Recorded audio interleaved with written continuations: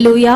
నీకు నాకు దేవుడు తోడుగా ఉంటే మనల్ని చూసి అపవిత్రాత్మ శక్తులు వణుకుతాయి, మనల్ని చూసి వ్యాధులు వణుకుతాయి.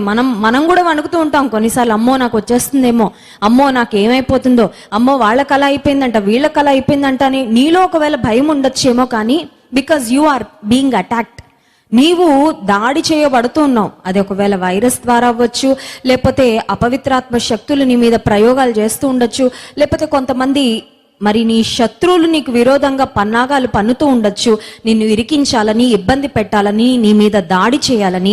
అయితే దేవుడు నీకు తోడుగా ఉంటే నీ శత్రువు మాత్రం నీకు భయపడతాడు. హల్లెలూయా. కారణం ఏంటంటే నీకు విరోధముగా రూపించబడిన ఈ ఆయుధము వర్ధిల్లదు. మొదటి సమూయేలు గ్రంథము 19వ అధ్యాయము 10వ వచనంలో కూడా ఒక మాట ఉంది చూడండి. సౌలు ఒకే దెబ్బతో దావీదును గోడకు పొడుచుదునన్న తాత్పర్యము కలిగి ఈట విసిరెను. దావీదు అతని ఎదుట నుండి తప్పించుకొని నందున ఈట గోడకు నాటగా దావీదు ఆ రాత్రి యందు తప్పించుకొని పారిపోయాను. ఎంత స్కేరీ థింగ్ చూడండి. ఈట వెళ్ళి గోడలో నాటుకుపోయిందంట. అంటే ఎంత బాగా చూసి గురి చూసి కొట్టాడో సౌలు.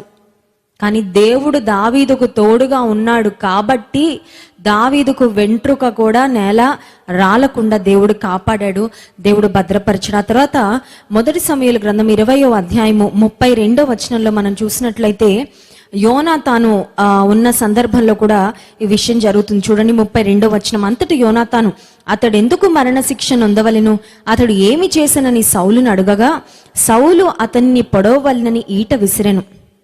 అందువలన తన తండ్రి దావీదును చంపనుద్దేశము కలిగి ఉన్నాడని యోనాతాను తెలుసుకొని అత్యాగ్రహుడై బల్ల యొద్ద నుండి లేచి తన తండ్రి దావీదును అవమానపరిచినందున అతని నిమిత్తము దుఃఖాక్రాంతుడై అమావాస్య పోయిన మరునాడు భోజనము చేయకుండాను. సో ఆయుధము దావీదుకు విరోధంగా వాడబడుతూనే వచ్చింది. It was like a frequent attack, one attack after another. అయితే నీకు విరోధముగా రూపించబడిన ఏ ఆయుధము వర్ధిల్లదన్న మాట దావీదుకు దేవుడు తోడుగా ఉన్నాడు కాబట్టి ఆ వాగ్దానము దావీదు జీవితంలో నెరవేరింది. అయితే ఇప్పుడు అటాక్ చేస్తూ వచ్చిన, ప్రయత్నాలు చేస్తూ వచ్చిన, మర్డర్ అటెంప్ట్స్ చేస్తూ వచ్చిన సౌలుకి ఏం జరిగిందని ఆలోచిస్తే, ఏ ఆయుధాలు వాడి దావీదును చంపాలని, దావీదును మట్టు పెట్టాలని సౌలు ప్రయత్నం చేశాడో అదే ఆయుధంతో సౌలు తన ప్రాణాన్ని తీసుకున్నాడంటే. మొదటి సమూయేలు గ్రంథం 31వ అధ్యాయము 4వ వచనం చూడండి. సున్నతి లేని వీరు వచ్చి నన్ను పొడిచి అపహాస్యము చేయకుండునట్లు నీ కత్తి దూసి దాని చేత నన్ను పొడవమని తన ఆయుధములను మోయువానితో చెప్పగా అతడు భయము చేత అలాగూ చేయనొల్లకుండెను. గనుక సౌలు తన కత్తి పట్టుకొని దాని మీద పడెను. సౌలు కత్తి పట్టుకొని తిరిగాడు, ఈట పట్టుకొని తిరిగాడు. ఏ ఆయుధం ఉంటే ఆయుధంతో దావీదును ఇబ్బంది పెట్టాలని, నాశనం చేయాలని ప్రయత్నం చేశాడు.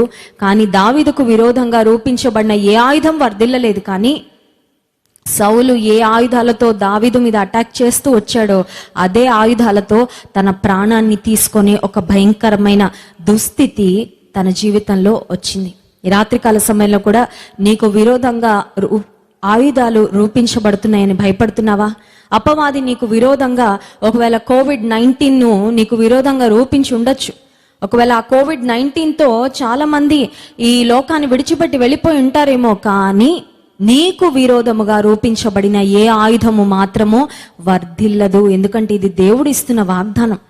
దేవుడు దావీదుకు తోడై ఉండెను కనుక అనే మాట చూస్తాం. దేవుడు నీకు తోడై ఉంటే నీకు విరోధంగా ఆయుధాలు రూపించబడవు అని కాదు, ప్రయోగించబడవని కాదు. ఒకవేళ ప్రయోగించబడిన ఏ ఆయుధము కూడా నీకు విరోధముగా వర్ధిల్లదు. నీవే వర్ధిల్లుతావు, నీవే క్షేమంగా ఉంటావు, నీవే జయం పొందుకుంటావు, నీవే దేవుడిచ్చే ఆశీర్వాదాన్ని, ఆయుష్ను పొందుకుంటావు. కనుక ఈ రాత్రికాల సమయంలో ఒకవేళ భయంతో నీవు ఉన్నట్లయితే దేవుని వాగ్దానాన్ని ఎత్తిపట్టి ప్రార్థించే. దావీదు పక్షంగా ఉన్న దేవుడు నీ పక్షంగా కూడా తోడయుండి నీకు సహాయం చేసి జయమిస్తాడు. కళ్ళు